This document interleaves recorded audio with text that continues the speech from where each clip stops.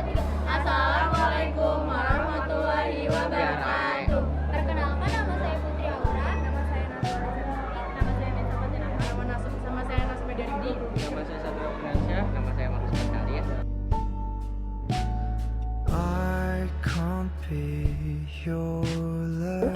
Sampah organik adalah sampah yang berasal dari sisa-sisa makhluk hidup, baik hewan, tanaman, maupun manusia. Contohnya adalah kulit buah, biji buah, sisa-sisa sayuran, sisa makanan, kotoran hewan, bangkai hewan, ampas kelapa, ampas teh atau kopi.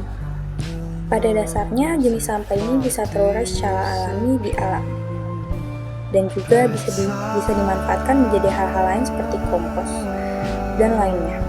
Upaya mengurangi limbah organik yaitu dengan cara dikelola menjadi pupuk organik cair (POC).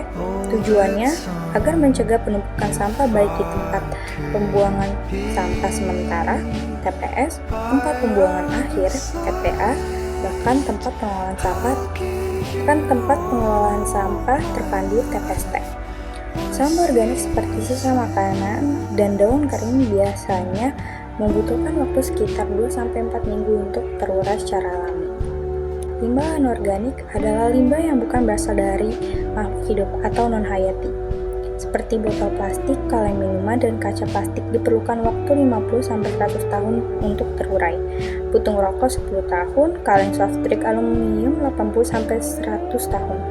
Solusi kurangi sampah plastik yaitu adalah membawa kantong belanja sendiri, membawa botol minum atau tumbler, tidak menggunakan sedotan plastik.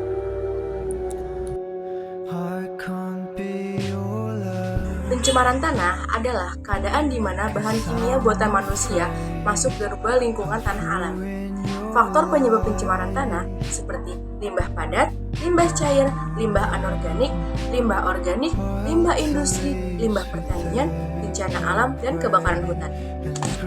Dampak pencemaran tanah, dampak pertama dari pencemaran tanah tentu pada tanah itu sendiri, membuat tumbuhan dan makhluk hidup lainnya mati. Tanah yang tercemar bisa berdampak juga pada tumbuhan, hewan, hingga manusia.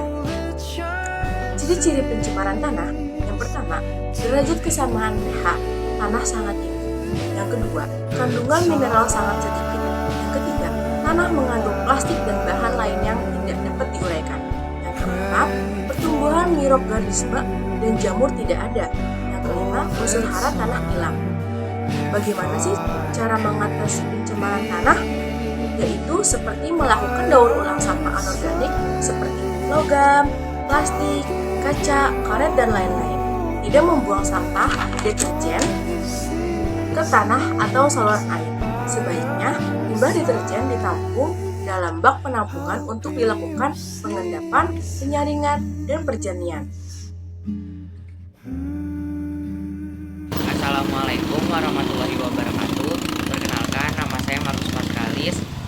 Saya absen 16 dan saya akan menjelaskan tentang pencemaran suara. Yang saya ketahui, pencemaran suara ada dua, yaitu seperti di video, dan yang kedua seperti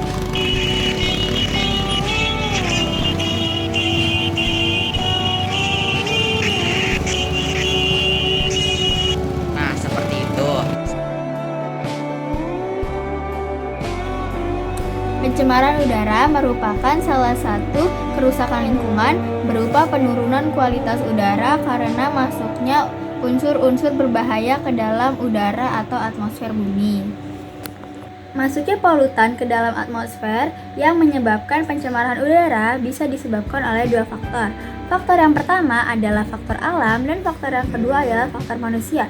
Dari faktor alam, contohnya seperti gunung berapi yang mengeluarkan abu dan gas vulkanik dan kebakaran hutan. Dari faktor manusia, seperti pembakaran sampah, pembakaran pada kegiatan rumah tangga, kendaraan bermotor, dan kegiatan industri.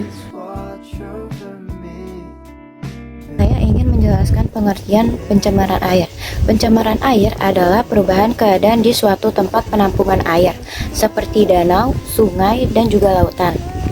Ciri-ciri air yang tercemar berupa perubahan warna, rasa, dan juga bau.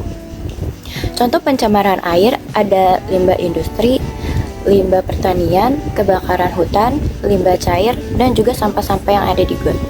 Dampak pencemaran air menimbulkan berbagai macam penyakit, dampak ekonomi, mengancam tumbuhan, dan juga menipisnya persediaan air minum.